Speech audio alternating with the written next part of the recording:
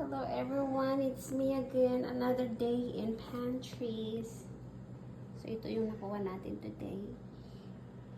Meron tayong gatas, meron tayong ham, bacon, ground beef, meron tayong cucumber, patatas, kamote, cauliflower, Caesar salad, cherry tomatoes, meron tayong strawberry, meron tayong grapes, meron tayong cake, avocado, orange, lemon, banana, matcha ball.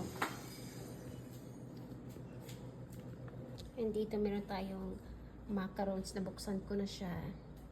Meron tayong cake. Ayan, donut. May pa Starbucks sila. Ganante sila ngayon. Meron tayong, ano ba yan, peanut butter? Ayan yung nakuha ko today.